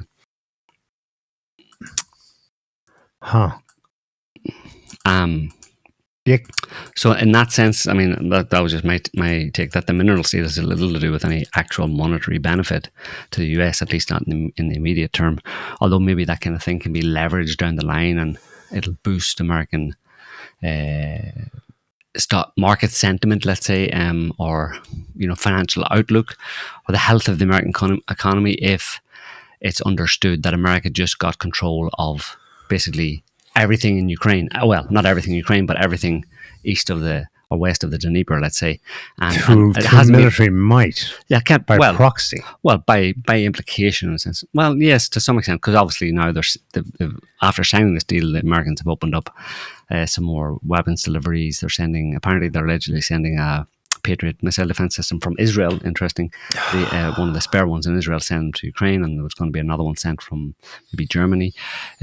So the tide has turned in that respect, and it seems to be Trump is now more in favor of. Well, he always wanted to get his money out of Ukraine, right? All this money we put into Ukraine, we've got to get some back. And the sticking point was that Zelensky and Ukrainian politicians were like, hang on a minute, this is a complete looting of the Ukrainian economy, Yeah. But you gave us that money as a grant. Yeah, well, exactly. A gift. Exactly. But now Trump's like, no, it's a gift and you need to pay it back. Or sorry, it's a grant. Or it's a loan. It's a loan, and now you got to pay it back. And you got to pay it back by basically giving us access to everything we want in perpetuity, relatively, whatever we want out of your country, And the safeguards, as Trump has said previously, was like that's what we complained about Zelensky in the White House talking about, and that blow up in the White House. Zelensky complained about, we need security guarantees, and Trump was like, look, the very fact that we would now have access to or invest in your country, or ownership of many of your ports, your resources, all that kind of stuff. That's a security guarantee, because Russia I know won't Putin. Hit us. I know Putin, and Putin is my friend, and he respects me. And if we are in your country, Putin, out of his pure, unadulterated respect for me, will not even dare to do anything. Take any more of Ukraine. So basically, we're securing at least everything west of the Dnieper without having to put troops in it. Or yes, yeah. I mean, the Europeans can maybe put some troops in if they want to get access to some stuff as well. But Trump's like, no, we're on first because we are the indispensable nation, and we get what we want through the art of the deal, and the Europeans can go fuck themselves. So, but the Brits have the same 100-year partnership with the Ukrainian mineral rights. They're all in it together, yeah. They'll have to work it out. Two questions or points. How is it really like the Iraq reconstruction thing? Because that's why Trump has complained for 10 years that we sank all that money on that place and got nothing out of it. So did the American economy, the Wall Street, did it or did it not benefit financially from let's say this version applied to Iraq. You know what I mean? His whole beef was, yeah, but he'll do it better. It was just sand and death, and we sank all these money, and we lost 5,000 troops for nothing. Yeah, but that's the military expenditure that isn't his fault. That was done under Biden. He's stopping it. Only limited military expenditure, just enough necessary to achieve his goal of getting the money. He always wants the money. In Iraq, he was like, we didn't even get the oil. We should have got the oil. But they got the gold. Remember the photos of the Marines with the gold? In these countries. Tom Cotton surrounded by gold bars. Yeah, that disappeared. In these countries, it's about getting the money and the resources without having to occupy the place for 10 years and spend vast amounts of money on your military occupation and get into more wars. You don't want to do that. You do it the smart way. You do it the art of the deal way, which is you don't do the military thing, but you get your money. And he wouldn't have complained about Halliburton going in there and taking Iraq's money and bringing it back home. That's fine. He's happy to do that in Ukraine. Basically, that agreement just gives the US significant control over Ukraine's like resources and infrastructure post-war, right after the war, whatever, but not the whole country, right? Obviously, that's the sticking point with Putin. You know, he doesn't know what Putin hasn't come down. He's very annoyed that Putin hasn't just end this, come down, make an agreement, and it's over. You know, and then he can move on. Trump can move on to China. We deploy all our resources over to the Asia Pacific, right? Because we've got to push back against China. But what he's forgetting there, I suppose, is that Russia and China are good friends. And they have talks. So if Trump is openly saying, or intimating, not openly saying, but more or less pretty clearly intimating or implying that he really wants to get this Ukraine thing done, and they're all saying that, got to get this over and done with. Come on. It's like, what's your rush? Yeah. Well, we got to go and confront China. And Putin's hearing that and going, so you want me to hurry up and make a deal in Ukraine so you can go and confront my friend? I think I'll delay a little bit. In fact, gee, what do you think? Should I hurry up and make a deal so he can go and, shirt front you? And she's like, well, if you could hang on a little bit, maybe string it out a bit longer or whatever, and, not against your own interest, but if it's in your interest to string it out a bit longer, then I'm totally happy with you bogging America down in Ukraine, or keeping them basically, focused on Ukraine in order to avoid them focusing on us, so we can get our ducks in a row. So Putin's like, okay, let's do that. But he's not doing that cynically, because the deal that Trump wants to, the push for signing a deal and getting the war stopped and all that kind of stuff, at this point isn't actually in Russia's interest, Russia has its own agenda, has had its own agenda in Ukraine from the get-go, and they have very specific goals and aims to be achieved, and they will continue until those aims and goals have been achieved. If America can help them to achieve those goals, then fine. But if America doesn't want to help them achieve those goals because Trump thinks, like, no, that's against our interests, well, then fine. They'll continue on attempting to achieve those goals on their own. And then if Trump gets pissed off at that and starts sending more weapons to Ukraine or whatever he does, well, fine, we'll deal with it. We've dealt with your weapons being flooded into the country for the past 3 years, so we'll just deal with that. So Trump is not happy with Putin anymore. He said it repeatedly. Very soon. Deal going to be very, very soon. Very soon. It's been saying for weeks and weeks and weeks. And he's losing his temper a little bit. He's getting near the end of his rope where he's like, look, Putin, just sign the deal so I can move on here. And Putin's like, well, the main sticking point is those 4 regions. All those 4 regions have to be deoccupied or demilitarized. Ukraine has to leave those 4 regions completely. They're out of most of them, but they have to leave all of them. And then there has to be a change of government in Ukraine. Zelensky has to go. And the West basically has to just generally get the hell out of Ukraine. And making a deal like this doesn't augur well, except... No, because it parks the US in Ukraine. Well, but if a deal can be made in that respect where Putin and Russia has enough trust in Trump that the Americans parking themselves in Western Ukraine wouldn't pose a threat to Russia, as it has done through previous administrations, or the whole point of them doing that in previous administrations was to pose a threat to Russia. But if they can be there and not be a threat, depending on what their attitude is. So Russia's attempting to figure out, what is your attitude here? Are you the same? Are you just a different orange-colored version of Merkel and Hollande saying, or the we just used the Minsk Accords to rearm Ukraine? The neoliberals before you, Biden, etc., and the deep state, are you just an orange version of that, basically, where you're going to still, eventually try and use Ukraine to threaten Russia? Or are you legit? And so Russia wants security guarantees in that respect.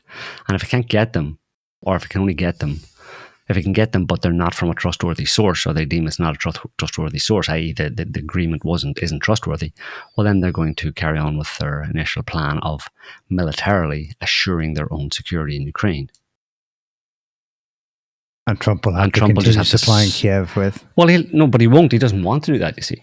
Well, that has been continuing. That has been the case for... It has, but you got the Europeans as well. To whatever extent they're able, they're sending weapons, But he doesn't want to do that, and he doesn't want to be forced to do that. He had a wonderful vision of a wonderful conclusion or solution to this conflict, and it's just not matching with the reality, So he's getting annoyed. So it's hard to know where. Putin has proposed a 3-day ceasefire around the upcoming May 9th, in their case, 80th anniversary military parade, at which Xi Jinping and other global notaries are going to be present. Zelensky pipes up and says he can't guarantee the security of that event. The Kremlin responds that they're going to stick with a 3-day ceasefire before and after, and that it will be a test of Kiev's commitment to peace talks. I wonder, is that a test of the Americans through Kiev? Like, we know you boys can control these dogs here, so let's see. 3 days. Can you do it for 3 days? They couldn't do it over Easter. I think there were 1,500 ceasefire violations on the Ukrainian side. So can you do it now? Well, I don't know to what extent if the Americans have that level of extent. They've just, over the past 3 years, they've flooded the country with weapons and given it to the Ukrainian military. And the Ukrainians do act independently. So I don't think the Americans would be able to silence the guns. Something like 8 Storm Shadows were apparently shot down over the Black Sea. And the Ukis aren't firing them. Yeah. No, but there's been in the last couple of days. Yeah, but a lot of the drone attacks against Russia have been cobbled together. Light aircraft or different types of drones. They can't stop certain detachments, certain groupings within the Ukrainian military from firing drones. Like anybody, it's almost the case that anybody can cobble together a drone themselves and fly it and blow stuff up, Okay, although we've seen plenty of gloating in-depth reports now from the New York Times and others about how Ukraine can't do shit, at least for long-range high-tech stuff, without us giving them the satellite coordinates or other satellites tech. They need us to fire this stuff, to aim it. No, well, that's the high-tech stuff. I'm talking about drones here. Okay. I'm talking about a light aircraft. That's like the smallest light aircraft you can buy. And just load it up with explosives. And aim it at Red Square. With a GPS coordinates programmed into it. And fly it towards that direction. You don't need America to do that. Okay. Yeah. Trump thought he could will peace by his sheer force of the deal. Of nature, but now he's discovering that Putin's been in that position for a lot longer. He's a judo boss here. In other news, wildfires across Israel. They're under control, apparently, but there were 100 of them at one point. Mm-hmm. Those Palestinians. Yeah, Israeli media were telling their people that Palestinian terrorists, but probably it was super hot and windy. Yeah. Probably a bunch of Israeli settlers decided to try and burn down some Palestinian villages. Haaretz said at least one of the fires was started because settlers were trying to burn down olive trees. Yeah. That's more likely what happened there. Very likely. Did you see there was a Putin, there's a very interesting, well, it's interesting enough. What's the name of the company? Two people, a documentary on Putin, basically. Interviews with him, basically. And these are some quotes from that documentary recently released it's called Russia, the Kremlin, Putin, 25 years. Shared on the Russia channel. And these are some quotes from it. At the core of West, this is what Putin has said. It says in this documentary about Putin and his 25 years in power that was released recently in Russia. At the core of Western culture, whether it's Catholic or Protestant, material well-being always takes precedence. Yes, there are spiritual aspects there too, but ultimately material success is the measure. This leads to the West's constant desire to bite off something from Russia, to subjugate it in some way, to make it more compliant. The civilized world had decided that Russia is weak, that historical Russia, known as the Soviet Union, has collapsed, and now they need to finish off the remaining parts. The largest of these is the Russian Federation, and it too must be divided into 4 to 5 parts. And the responsibility for the future of the country rested on my shoulders, Putin, and I, of course, started working to ensure that this would never happen. And in 2014, we had no choice but to decide to support the people of Crimea and Sebastopol, because any other course of action would have meant handing them over to be torn apart. As it turned out, we were deceived. They took a pause under the pretext of the need to comply with the Minsk agreements to rearm Ukraine and prepared for war with Russia. Peter the Great didn't want us to merely copy everything that was best. As I understand it, we were supposed to take the best and then, based on our own foundation, move forward to create something even better. And for a country to be stable, and this is a key point he says here, for a country to be stable and to create conditions that ensure its development and security, one very important condition is needed: trust of the people in the highest officials of the country.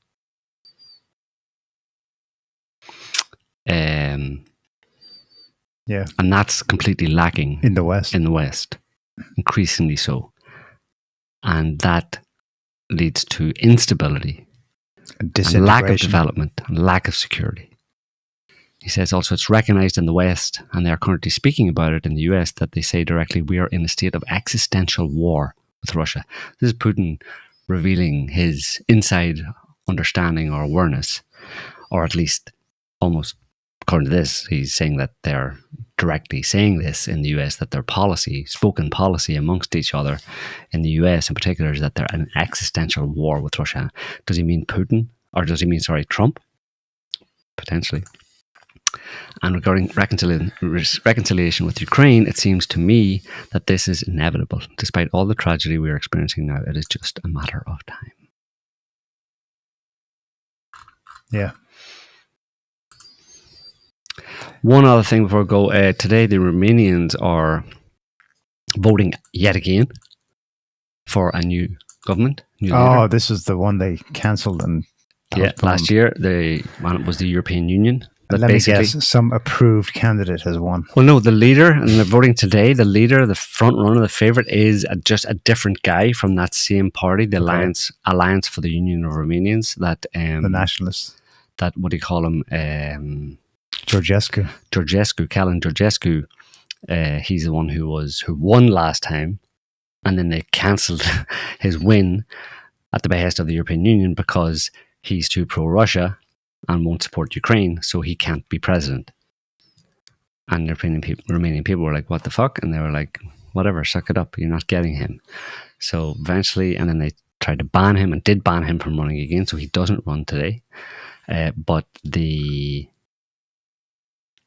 president of that party is running, George Simeon, and is expected to win. So the same party that Georgescu was running for and was banned, a different guy, the president, is running as for the presidency of Romania, and he said that if they win today, that he will bring back Georgescu and put him into a position of power in the government. So is that it then? Done and dusted? Because it'd be the same result, right? Yeah. They'll just have delayed the inevitable, which is that Romania will no longer be a Slavic-Ukrainian country and will be Romania for Romanians, and fuck the EU. And NATO. Because Georgescu didn't exclusively say that he blamed Brussels. He explicitly named for Blinken. Sure, Blinken flew in or something for around that time. Yeah. He blamed the US State Department. Absolutely. And so Trump and MAGA now in the reign, in office in Washington. So surely they can use the same levers of power to support Georgescu. For sure they can, yeah. Well, they've complained about it. They've complained. J.D. Vance and I think Marco Rubio, in the same way they complained about, in the same way they complained recently about Germany banning or designating the AfD, the second largest political party in Germany, as a terrorist, an extremist party, extremist organization, basically in the same category as terrorist organization. Yeah. Well, they complained about more mutedly, in a sense, in a more muted way, but about Georgescu being denied the win. Basically, I mean, he literally just won. Yeah, they had it what was it, last September or something, October. He literally just won. He won the first round, and it went to a second round. And he was going to win. The poll said he was going to win, and then they said, "Oh, we've just got a report on our desk. It says the Russians interfered. Cancelled using TikTok." Speaking of elections, Australia and Canada, as the former White House press secretary described her neighbouring country, had elections this week. Australia had an actual general election. I think they do it every 3 years. Mm-hmm. And Canada too. Canada was general election, yeah. It looks like a clean slate for establishment parties across the Five Eyes on the face of it. But you've got to wonder. So in Australia's election, Australia is an interesting system. It's compulsory voting, so the turnout is always 90-95%. And they have democracy sausages. They literally do barbecues at the polling stations. So you get the carrot and the stick. You must vote or you get a fine. Some tinnies. And here's some tinnies and a shrimp and a shrimp on the barbie and a hot dog. Yeah, shrimp on the barbie. And on the face of it, it looks like, quote unquote, what the media says is a landslide victory for the incumbent party, Australia's Labour Party, which is left liberal globalist. Landslide. They've increased their number of seats in Parliament. Australia has 151 seats, and they've increased. They got a clear majority. Before they had a very slim one. Mm-hmm. So on the face of it, Australians just went, we're really happy with how everything's going in substance, especially and COVID. We want more of it. That's what you're being asked to believe. They were like, really? Bring back the COVID days. Maybe COVID was awesome. Let's do it again. Yeah. And yet everyone knows the despondency in the West at the moment is that we don't have fucking genuine representation. But apparently Australians, scroll down to, there's a chart near the end, about halfway down maybe. So that's the increase in the seats. That's the seats, the red seats. Yeah, this is it. So a landslide victory.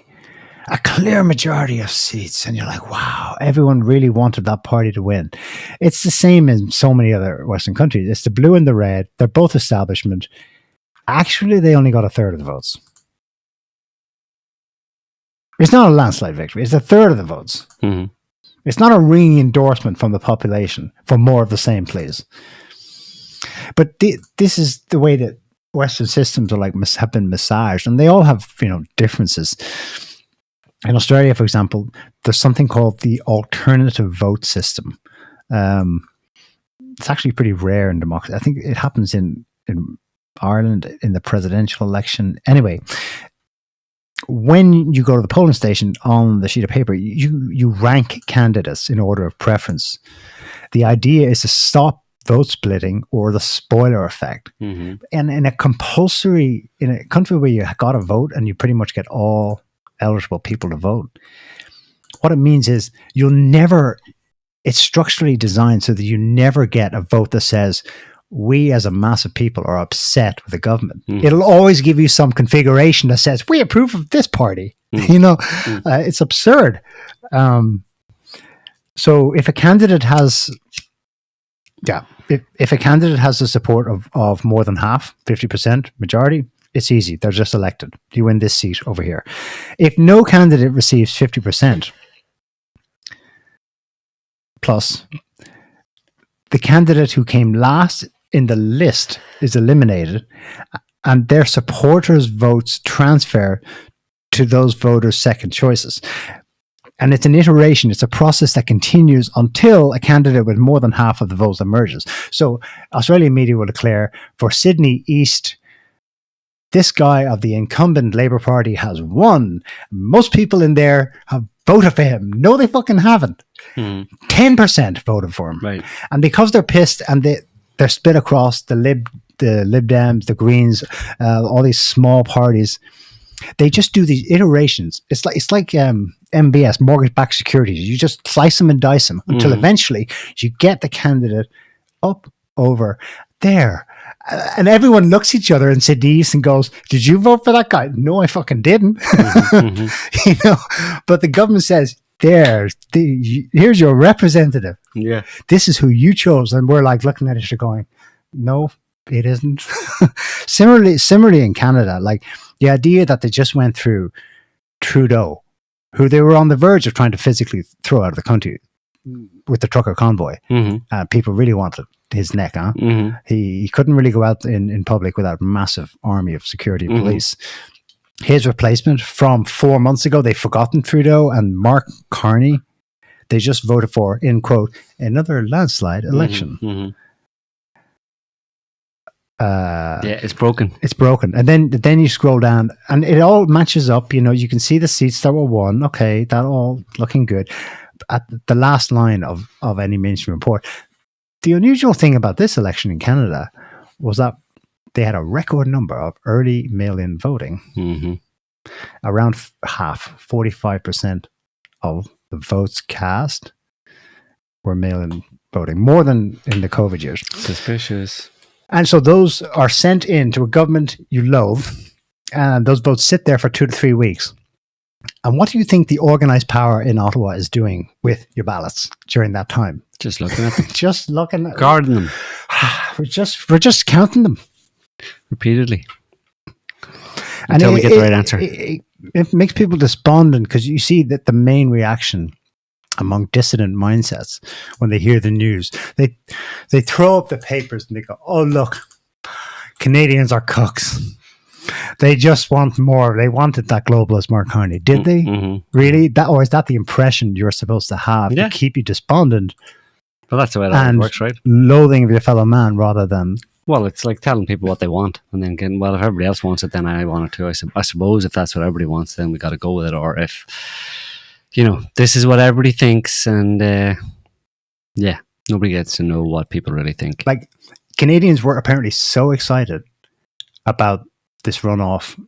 I suppose that's what it was, pretty much. And that's what happened between Mark Carney, the ultimate globalist bureaucrat, and Pierre Poilievre, that they turned out in record numbers.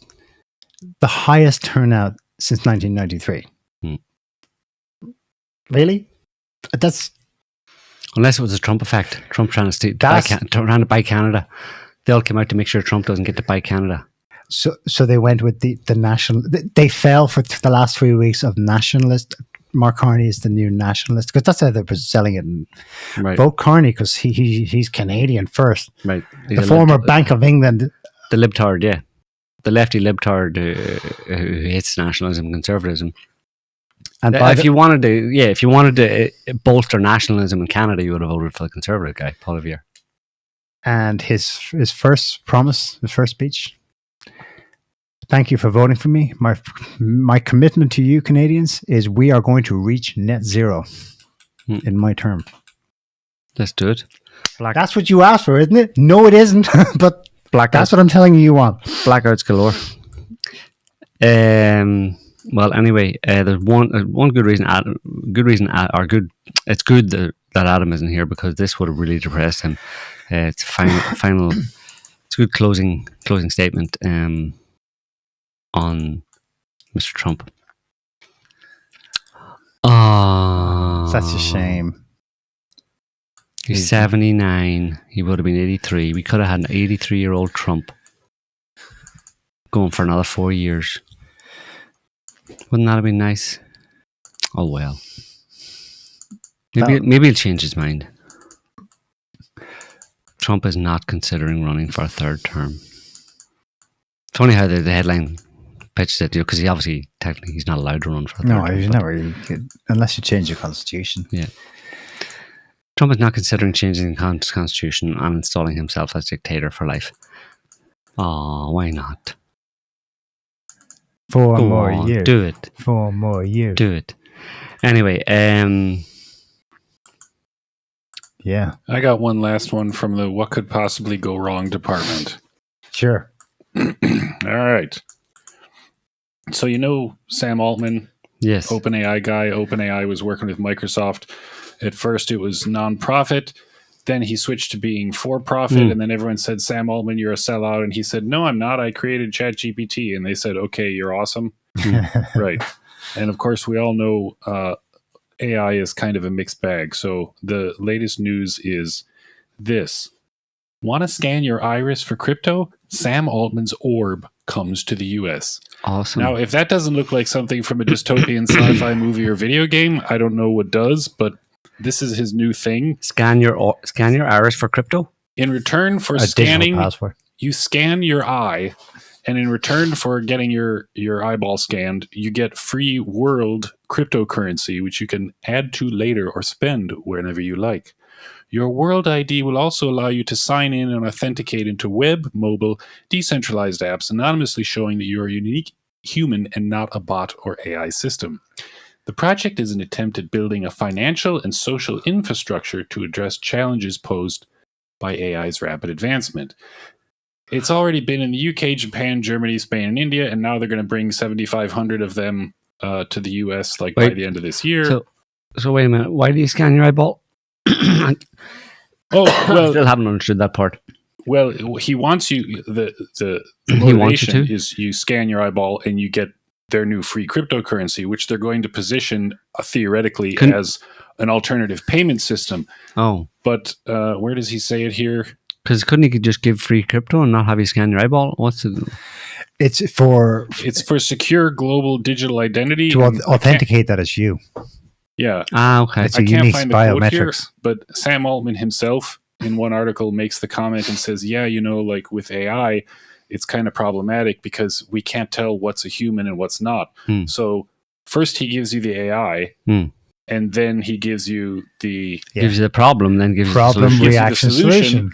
But the solution is also a really freaky looking orb that scans your eye every time you want to do something, and it's going to be joined to you log into your social network, and it's going to be tied to money, and it's going to be tied to. And by the way, 7,500 of them are coming to the US by the end of the year. So nice. So, I just thought that was pretty awesome. Yeah. So it'll mean that you're a unique. It'll show and prove that you're a unique and special human being by giving you a unique number, just like everybody else. Except the uniqueness will be in your number. Your number will be different from us, but everybody will have their. Maybe they can put a laser on it so it can etch your ID number on your eyeball. Yeah, on the retina. Yeah, and then you can buy things with it. And then you could have the mark of the beast. Yeah, and then the government could, if you accidentally say something wrong, could just wipe your account. Yes, and you could starve and blow up your eyeball, like Trudeau tried to do. Yeah. But he didn't have that. If Trudeau had just stuck it out, he could have had this tech, and Mark Carney could have come in and helped him. Yeah, that's awesome. I would totally sign up for that. And sad thing is, probably a lot of people actually will. What do you get when you toss a hand grenade into a French bathroom? Eau de toilette. Linoleum blown apart. God. I knew you'd like that one. Linoleum blown apart. Oh, don't for me. He's your favorite. I know. He's your favorite Where Frenchman. is he? We need him now. Your favorite Frenchman. To sort Europe out. Anyway, so we're going to leave it there for this week, folks. Thanks for listening, watching. Hope you enjoyed the show. We'll be back next week. Where's my camera? With another one on whatever bullshit has been going on between now and then. And hopefully it won't be too much bullshit, but certainly there will be a significant quantity of it. So until then, have a good week. See you later. Bye, all. Can't stop the signal now.